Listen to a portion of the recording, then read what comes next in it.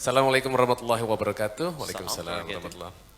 Bagaimana hukumnya ketika suami saat bermasalah dengan istri, sudah talak 1, langsung talak 3.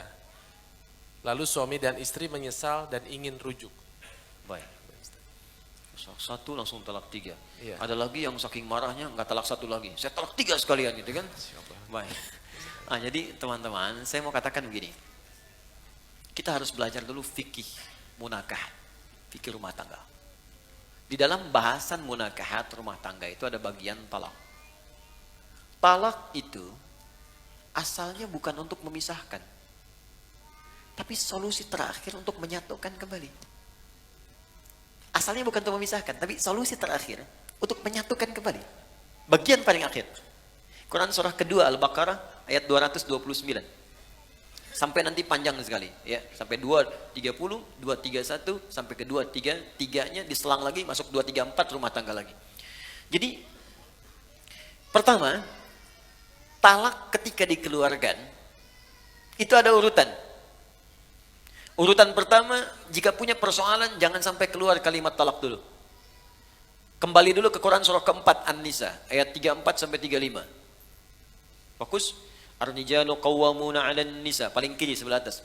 Ar-rijalu qawwamuna 'alan nisa bima faddalallahu ba'dahum 'ala ba'din wa bima anfaqu min amwalihim fas-salihatu qanitatun hafizatun lil ghaibi bima hafizallah wallati takhafuna nushuzahunna. Perhatikan. Laki-laki pemimpin di rumah tangganya bagi istrinya. Hati-hati karena Allah berikan bekal kepadanya untuk memimpin. Di antaranya bekal mencari nafkah, bekal melindungi, bekal menyayangi, ada di situ. Jangan tertukar.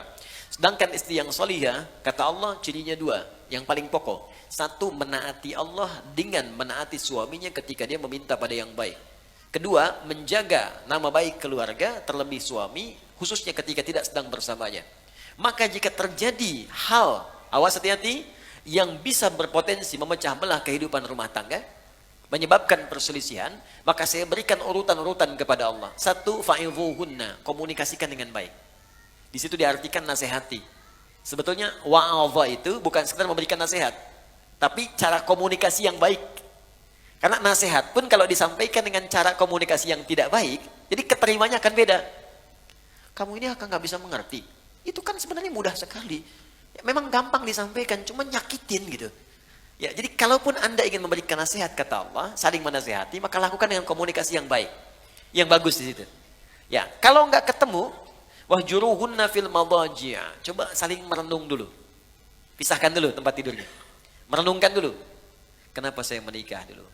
Apa visi yang dibawa saat akan menikah dulu? Apa harapan-harapan yang dibangun? Kenapa Allah saya pertemukan dengan si fulan? Kenapa dengan si fulan? Renungkan sampai di situ. Belum ketemu juga, maka cari orang ketiga yang bisa menjembatani. Terutama keluarga. Makanya saya sering katakan pada yang belum menikah, kalau cari wali, cari orang yang paling dekat hubungannya, yang paling mengerti kita. Makanya kenapa harus ayah? Karena nanti dari 3 tanggung jawab ayah, itu 2 diberikan pada suami yang telah akad selesai, yang 1 tetap jadi tanggung jawab orang tua, khususnya ayah. Yang 2 itu apa? 1 pemberian nafkah. Di begitu saya terima nikahnya, ya si fulana binti fulan, sekian, dibayar tunai, itu kewajiban memberi nafkah pindah kepada suaminya. 2, pemberian kasih sayang dan perhatian, perawatan.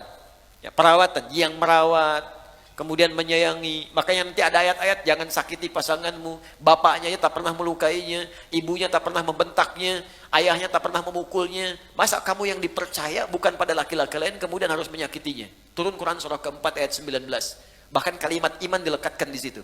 Kalau kamu ada persoalan jangan cepat marah kata Allah. Boleh jadi di balik masalah itu saya kirimkan hikmah yang besar supaya kamu belajar lebih baik.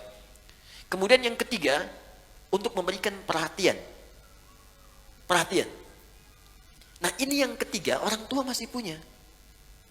Makanya nanti ketika ada persoalan di rumah tangga, itu yang jadi wali terlibat memperhatikan. Dan boleh jadikan untuk konsultasi, tanya. Aku ada persoalan, begini masalahnya. Boleh tanya. Ya, karena itu bahasa Qur'annya. Perhatikan. Fa in khiftum shiqaqa bainihima fab'athu hakaman min ahli wa hakaman min ahliya.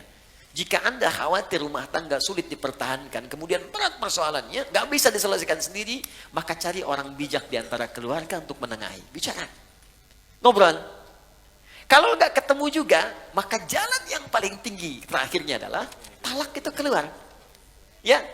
Tapi talak yang paling menarik, wal mutallaqatu yatarabbasna bi anfusihinna thalathata quru. Kata Allah, perempuan-perempuan yang ditalak itu, juga laki-laki yang menalaknya, setelah talak dikeluarkan itu, hendaklah dia menunggu 3 kali masa suci. Ketika saat suci dia ditalak, tunggu 3 kali. Tunggu itu bukan nunggu pisah. Banyak orang salah paham di sini. Bukan nungguin pisah. Kapan 3 kali suci datang? Kapan datang? Bukan. Tapi itu bagian terakhir. Ini di 3 kali ini masih ada nggak rasa cinta? Ada perhatian. Apalagi lihat anak. Ada nggak untuk mengoreksi diri? Jangan-jangan kesalahannya bukan pada pasangan, pada pribadinya. Ada nggak kemampuan untuk melihat itu? Dilihat. Makanya yang pertama ini disebut raj'i. Raj'i itu rujuk. Rujuk itu kembali. Talak ini dijadikan solusi oleh Allah untuk mengembalikan. Mungkin dalam 3 kali masa suci ini masih berpikir untuk bisa kembali. Ini jangan diputuskan selesai, bukan begitu. Makanya 3 kali nih. 1 kali suci, tunggu. 2 kali suci, merenung lagi. Mungkin mau tapi ada syarat. Istri menuliskan syaratnya kepada suami. Kalau mau kembali, begini. Suami juga begini. Dudukan, ngobrol dengan keluarga. Kalau ketemu, kadang-kadang di pertengahan, ada yang sudah kangen lagi, ada yang ingat lagi, tiba-tiba malamnya sama-sama lagi, padahal belum 3 kali suci, sekali suci udah bareng-bareng lagi, maka itu nggak perlu akad lagi, sudah otomatis nyambung lagi. Jadi sekali, 2 kali, kalau 3 kali kemudian tidak keluar itu, ya tidak keluar iswahnya, tidak ada nyambungnya, maka jatuhlah talak 1 di situ. Jelas? Kemudian pengen dikoreksi, pengen balik lagi. Ya, kemudian nyatu lagi, akad kembali, menyatu di situ. Kalau tidak diakadkan kembali, maka si perempuan berhak menikah dengan orang lain. Jelas ya? Nah, kalau kemudian menyatu lagi, ada masalah lagi, talak yang kedua baru jatuh. Jadi nggak ujuk-ujuk 3. 1 selesai, nyambung lagi. Talak lagi, masuk yang kedua. Itu pun masih ada koreksi sampai 3 kali lagi. Panjang sekali. Nah, kalau kemudian pada yang kedua ini sadar, nyambung lagi. Ternyata ada masalah lagi sampai yang ketiga puncaknya. 3 kali masalah sudah melewati 6 kali suci. Masa nggak selesai-selesai? Maka Allah kasih pelajaran. Kalau keluar yang ketiga ini, pada yang kedua nih. Pada yang kedua, kalau kamu sampai keluar talak yang ketiga lagi, kamu nggak bisa langsung nyatu kembali kecuali dua-duanya harus menikah dulu dengan yang lain dulu sebelum menyambung kembali. Supaya tidak terjadi talak lagi yang ketiga. Tapi kalau memang nggak bisa disatukan, dan memang ada hikmah, mungkin sampai di sini rumah tangganya. Mungkin sampai di sini kelengkapannya. Sudah. Maka di situ kemudian berlaku talak yang ketiga. Jadi nggak ujuk-ujuk kemudian langsung 3, tidak. Ada tahapan di situ. Yang paling menarik begini. Boleh jadi perpisahan itu hanya muqaddimah untuk mengantarkan pada penyatuan kembali. Saya punya guru falak yang sangat terkenal di Indonesia. Namanya Kiai Haji Yujan Esa. Yujan Esa. Alhamdulillah. Esa itu singkatan Endang Syarif. Kiai Haji Yujan, orang Garut ini. Wah ini Masya Allah, lebih cepat dari kalkulator. Jadi kalau udah ditanyakan, udah sekian. Arah kiblat ke sini. Kita hitung betul. Google kalah lah pokoknya, Kompas telat. Ya, jadi itu seketika. Haji Yujan itu didapatkan karena dikasih orang. Bahasa Arabnya Yujan. Wajada yajidu Yujan. Dikasih orang, Haji Yujan. Haji saya dikasih sama Allah lewat orang itu. Maka disebutkan Haji Yujan. Hajinya dikasih orang. Saya nggak perlu bangga dengan semua itu karena ini pemberian Allah. Esa Endang Syarif. Maka dikenal dengan Kiai Haji Yujan Esa. Baik. Silahkan kalau mau singkat. Nah, kemudian menikah. Sempat pisah. Tahu Anda apa yang terjadi? Sampai kemudian beliau menikah lagi. Istrinya yang pisah ini menikah lagi. Di akhir masa hidupnya, dalam keadaan sepuh, istri yang ini meninggal. Suami yang itu meninggal. Dan menyatu kembali yang tadi. Di masa tuanya. Menyatu kembali. Jadi kita tidak tahu rahasia apa yang Allah tetapkan di kemudian hari. Yang bisa kita jalani adalah apa yang terjadi di rumah tangga, ikuti ketentuan yang ditetapkan oleh Allah. Itu pasti solusi.